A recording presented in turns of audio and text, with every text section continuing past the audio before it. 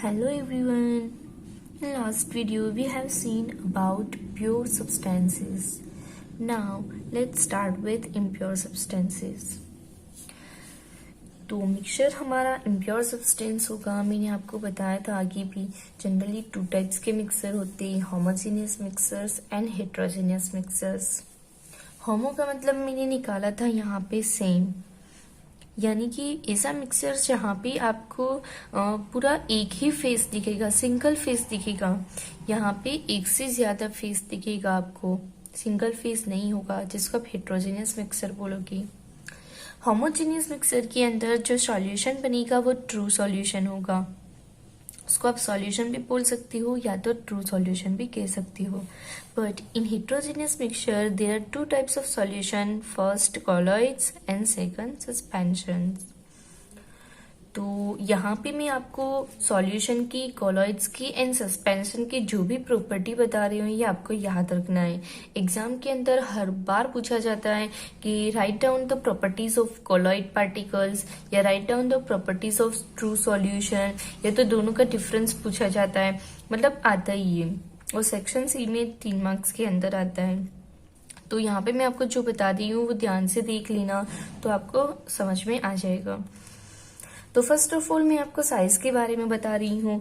True solution के अंदर जो पार्टिकल्स होती है, पार्टिकल्स की साइज वेरी स्मॉल होती है. कितनी होती है? Less than 1 nanometre. 1 nanometre is equal to 10⁻⁹ metre होगा. समझ रहे हो? -9 यानी कि कितना छोटा हुआ.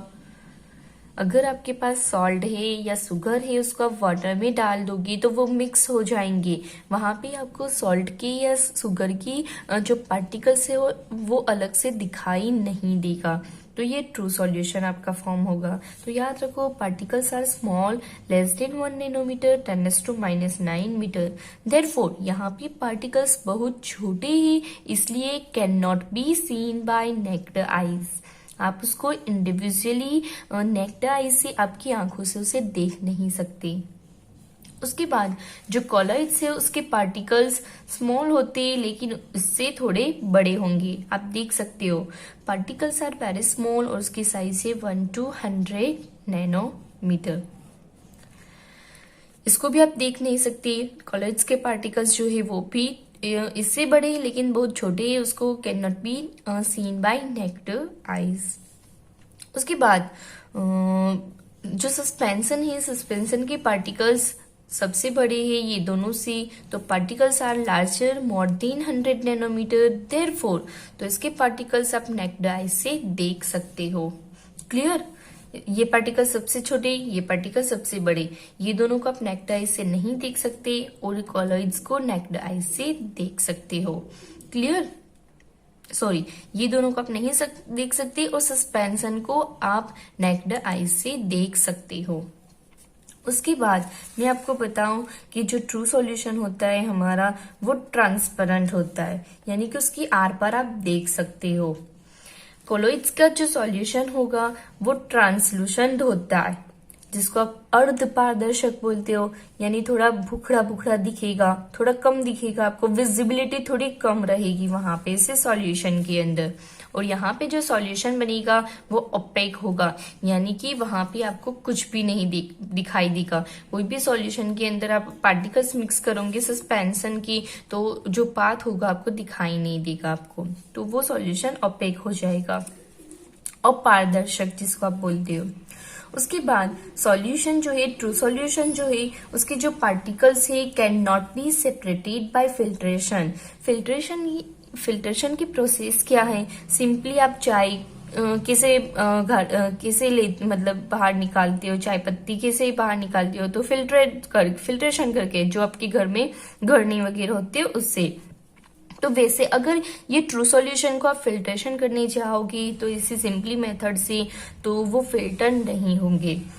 वाटर के अंदर आपने शुगर डाल दिया एक बार, या सॉल्ट डाल दिया, बाद में आप घड़नी लेके बैठोगी, तो क्या आपके घड़नी के नीचे वाटर होगा और घड़नी के अंदर शुगर या सॉल्ट होगा? Obviously not. तो इसको आप सेपरेट नहीं कर सकते बाय फिल्ट्रेशन। तो particles can not be, colloids के पार्टिकल्स को भी आप सेपरेट नहीं कर सकते। They can not be separated from the mixer by the process of filtration, but specially technique of suspension known as centrifugations, ये प्रोसेस से आप कॉलोइड्स के पार्टिकल्स को सेपरेट कर सकते हो। उसके बाद सस्पेंशन, उसके पार्टिकल्स बहुत ही बड़े हैं तो उसको आप सेपरेट कर सकते हो। Particles can be separated by filtration. याद रखो फ्रेंड्स, सस्पेंशन के जो पार्टिकल्स है वो बड़े हैं, इसलिए आप उसको फिल्टर कर सकते हो।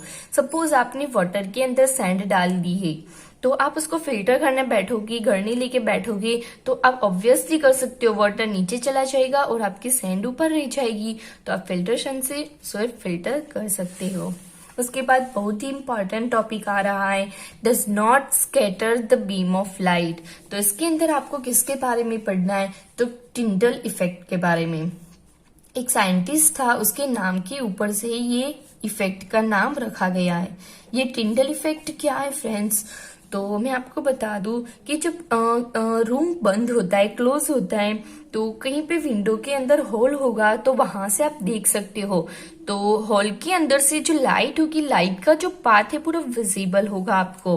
कैसे विजिबल होता है, तो रूम के अंदर बहुत सारे डस्ट के पार्टिकल्स होते हैं, स्मोक पार्टिकल्स होंगी, तो उसकी वजह से क्या होगा, लाइट का जो पाथ है वो ये पार्टिकल्स को टच होके स्कैटर हो जाएगा, यानी स्प्रेड हो जाएगा। लाइट आएगी तो स्प्रेड हो जाएगी, ये पार्टिकल्स को टच होगे, तो ये जो पूरा पाथ होगा आपका पाथ विजिबल हो जाएगा, देख सकोगे आप पार्टिकल्स के पाथ को, लाइट के पाथ को।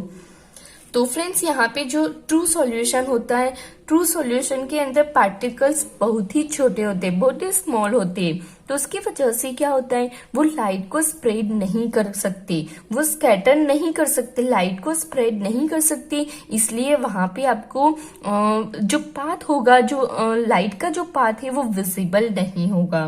तो does not scatter the beam of light.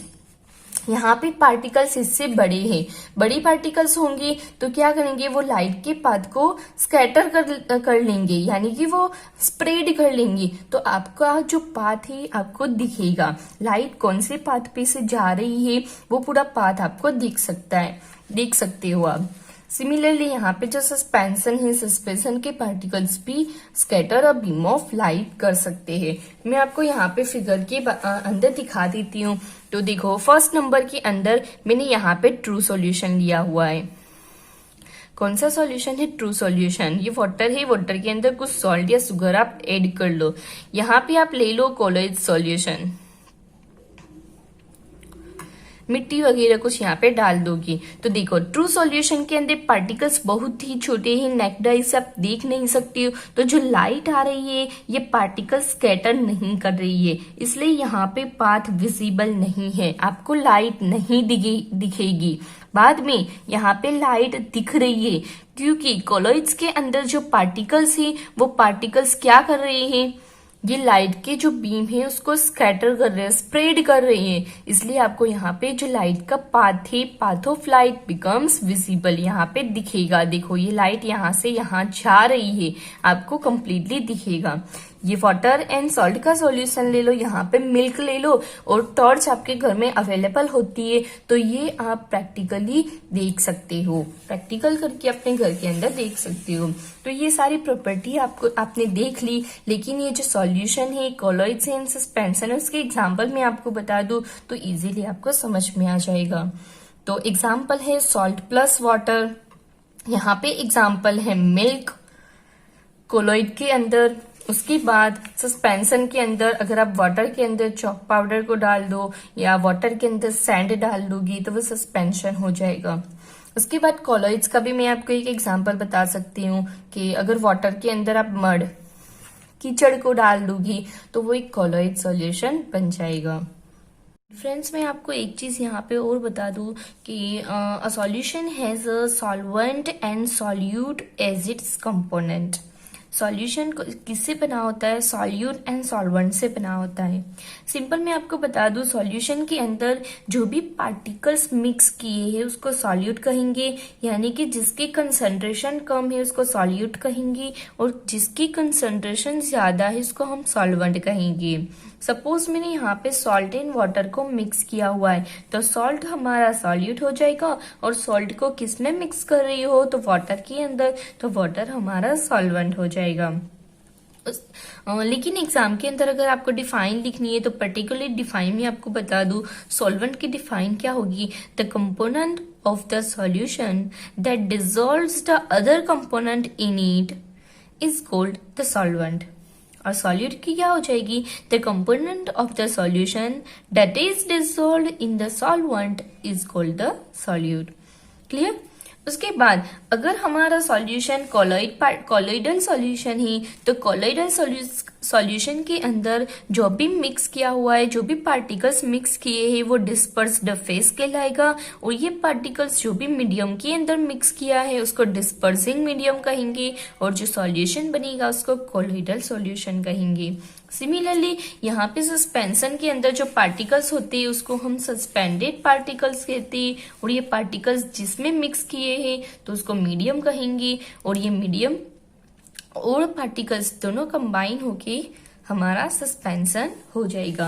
और इसके बेस पे फ्रेंड्स जो कोलॉइडल सॉल्यूशन है उसके बेस पे एग्जाम के अंदर बार बार पूछा जाता है, एमसीक्यू के अंदर, फिलिंग द ब्लैंक्स के अंदर, कहीं पे भी, मतलब एक 1 मार्क्स के अंदर या टेबल के अंदर से एक क्वेश्चन तो जरूर आता है। तो ये टेबल में आपको यहाँ पे समझा देती हूँ। कोलोइडल जो होती है, कोलोइडल सॉल्यूशन के अंदर डिस्पर्स्ड फेज मैंने आपको बता दिया, डिस्पर्सिंग मीडियम भी क्या है वो मैंने बता दिया। इट मीन्स डिस्पर्स्ड फेज हमारा लिक्विड है, डिस्पर्सिंग मीडियम हमारा गैस है। इसका मतलब हुआ कि लिक्विड के पार्टिकल्स गैस के अंदर मिक्स है, लिक्विड इन गैस, लिक्विड के पार्टिकल्स गैस के अंदर मिक्स किए हैं, तो ऐसे कोलोइडल सॉल्यूशन को हम क्या कहेंगे? एरोसोल। क्या कहेंगे? एरोसोल। और उसके एग्जाम्पल क्या है? फॉग है, क्लाउड्स है, मिस्ट है। अब जो परफ्यूम यूज करती हो, परफ्यूम आप डालती हो तो उसके अंदर जो गैस होता है, गैस के अंदर साथ में वाटर के पार्टिकल्स आपको दिखाई देंगे, तो ये हो जाएगा आपका एरोसोल हो जाएगा। तो याद रखो, लिक्विड इन गैस उसको हम एरोसोल कहते हैं, साथ में उसके एग्जाम्पल। उसके बाद अगर सॉलिड को आप सॉलिड के पार्टिकल्स है, सॉलिड पार्टिकल्स है, उसको आप गैस में मिक्स कर रही हो, सॉलिड इन गैस, तो उसको भी एरोसोल कहोगे आप। एयर का सॉल्यूशन, एयर सॉल्यूशन गैस के अंदर मिक्स किया हुआ है, अगर गैस के अंदर आप लिक्विड मिक्स कर रही हो तो भी एरोसोल, अगर गैस के अंदर आप सॉलिड को मिक्स कर रही हो तो भी एरोसोल आएगा। और उसका एग्जांपल है स्मोक इन ऑटोमोबाइल एग्जॉस्ट, आपकी व्हीकल्स के पीछे जो धुआं वगैरह निकलता है वो। उसके बाद अगर गैस की पार्टिकल्स को आप लिक्विड में मिक्स कर रहे हो, गैस इन लिक्विड, तो वो फॉर्म हो जाएगा शेविंग क्रीम। अब जो साबु वगैरह लगाती हो तो उसके बाद जो आप फिल्म बोलते हो, फॉर्म बोलते हो, मतलब फूल जाता है, तो क्या होता है उसके अंदर लिक्विड के अंदर जो एयर के पार्टिकल्स होते हैं वो मिक्स हो जाते हैं, उसकी वजह से उसकी साइज बड़ी हो जाएगी, वो फूले हुए दिखेंगे आपको। तो ऐसे टाइप को, कोलोइडल टाइप को हम फॉर्म कहेंगे। और एग्जाम्पल शेविंग क्रीम याद रखो। लिक्विड इन लिक्विड इमल्सन कहेंगे, मिल्क है, फेस क्रीम है, उसमें आ जाएगा। मिल्क जो है हमारा, जो वाटर होता है उसके अंदर मिल्क जो होता है वो लिक्विड होता है, साथ में उसके अंदर लिक्विड फैट होगा, लिक्विड प्रोटीन होगा, वो सब लिक्विड में ही मिक्स होगा, तो उसको हम इमल्सन कहेंगे। Solid in liquid, solid particles liquid के अंदर मिक्स है तो उसको हम सॉल कहेंगे, उसका एग्जाम्पल है मिल्क ऑफ मैग्नीशिया, साथ में mud. Gas in solid, gas के पार्टिकल्स सॉलिड में मिक्स है तो उसको हम फॉर्म कहेंगे, फॉर्म, रबर, स्पॉन्ज, प्यूमाइस। इसे किसे हो सकता है गैस सॉलिड में? हाँ, तो हो सकता है स्पॉन्ज, जो स्पंज आता है, स्पंज आप देख सकते हो जो गद्दे वगैरह बनाती है, तो वो सॉलिड होता है, उसके अंदर एयर के पार्टिकल्स मिक्स होते हैं। तो याद रखो फ्रेंड्स, गैस के पार्टिकल्स लिक्विड में तो भी फॉर्म कहेंगे, गैस के पार्टिकल्स सॉलिड में तो भी फॉर्म कहेंगे, लेकिन दोनों के एग्जाम्पल अलग अलग याद रखना है। लिक्विड इन सॉलिड, लिक्विड के पार्टिकल सॉलिड में, तो उसको जेल याद करो। अब जो जेली वगैरह खाते हो ना, चीज बटर, हाँ मुंह में पानी आ गया होगा आपके, तो भूख लगी होगी। तो लिक्विड के पार्टिकल सॉलिड में मिक्स है, उसको जेल कहोगे आप। जेली, चीज एंड बटर उसके एग्जाम्पल हो जाएंगे। सॉलिड के पार्टिकल सॉलिड में मिक्स है, सॉलिड इन सॉलिड, तो सॉलिड सॉल्ट कहेंगे हम। उसके एग्जाम्पल है कलर्ड जेमस्टोन और मिल्की ग्लास। जेमस्टोन जो आपके मतलब डायमंड वगैरह होते, कलरिंग जो डायमंड्स वगैरह होते, तो वहां पे भी जो कलर होगा रेड कलर का जेमस्टोन है, तो रेड कलर के जो पार्टिकल्स होंगे वो सॉलिड होंगे, वो स्टोन के साथ मिक्स किए गए होंगे, तो वो कलरिंग जेमस्टोन मिल जाएंगे आपको। तो ऐसे सॉल्यूशन को हम सॉलिड सॉल्ट कहेंगे।